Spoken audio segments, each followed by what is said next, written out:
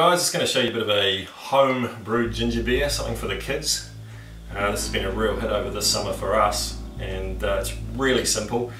Basically all I've got is a 3 litre batch is what I'm going to make. All you need is some ginger, fresh root ginger, some lemons straight off the tree, some sugar, pretty easy, and a little bit of ginger beer yeast. I found the best as opposed to just a generic yeast. This is a copper-ton ginger beer yeast.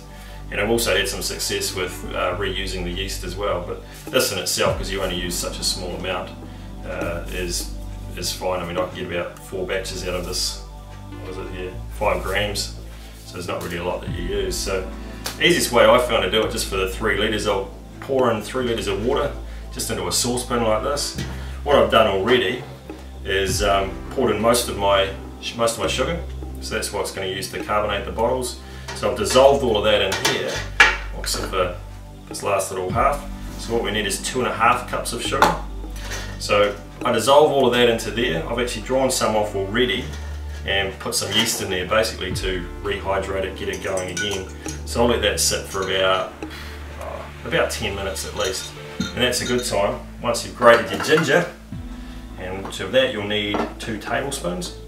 So while that's basically boiling away for 10 minutes to get all the goodness out of that, then that's enough time for your yeast to start to get going again, so that when you put it all together, you mix it all up, there's enough yeast sort of getting going so that when you bottle it, you've not got any inconsistencies in your bottling, which is really kind of cool. And this will make probably about 4 750ml bottles, plus a little bit extra that we use. So what we'll do is we'll just carry on with the process here. Dissolve all of the sugar.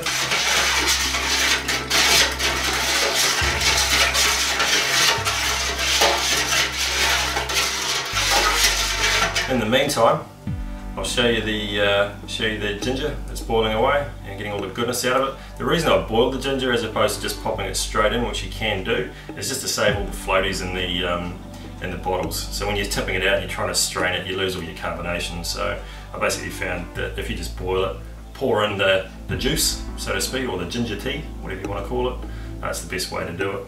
So have a look. Okay, so in goes our grated ginger, fresh root ginger. So we'll boil that for 10 minutes.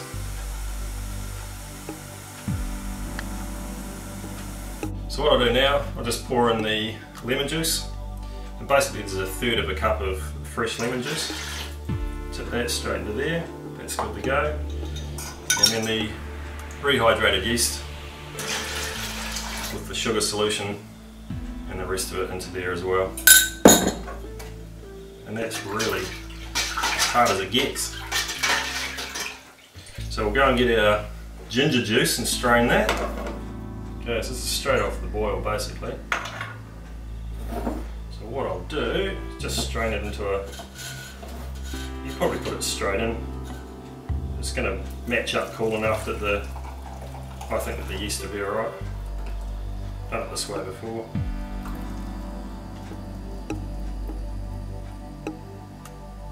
So basically this is just a ginger tea, a few leftovers in there. It just saves the kids picking up all the nasties that they don't like. So that's it there, just a brown juice, rather warm. So what I'll do, just pour it in slowly in here.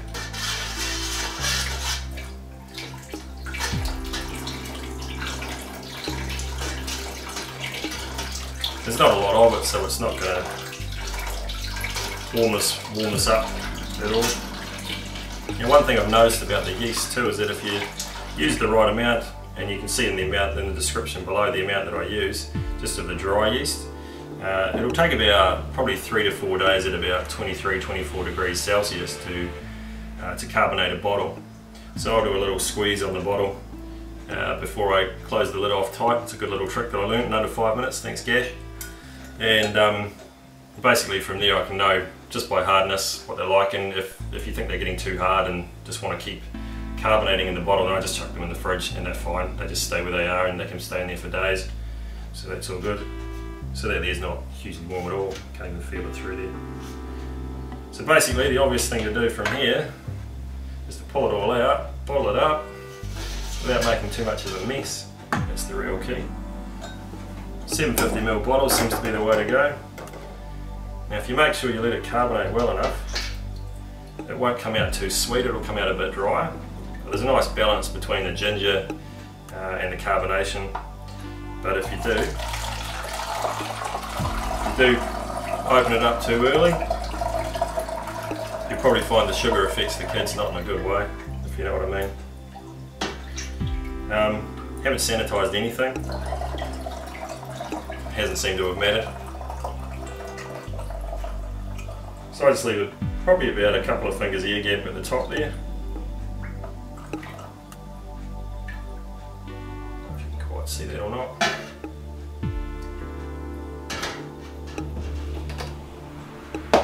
Just whack the lid on. Do the old squeezy trick, so it comes right up to the top.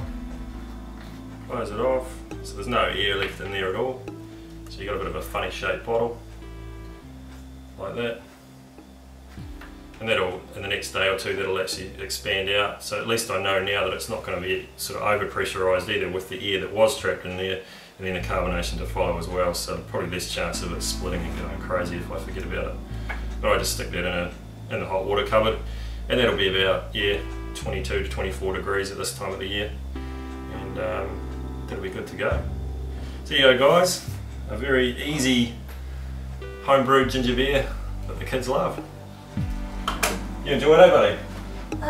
Yeah, it is, kind of. I guess. It's Bob Jr. The hot one. Oh, I did try a little bit of a hop tea with it as well. Came out a little bit more bitter than hop aroma or anything like that. Probably don't really get an opportunity to dry hop it so much, but no, you never know, it could be worth a try. But there you go. Easy homebrewed ginger beer. Out of the sugar, boy. Come on, get of it. Get of it. Crikey. Cheers.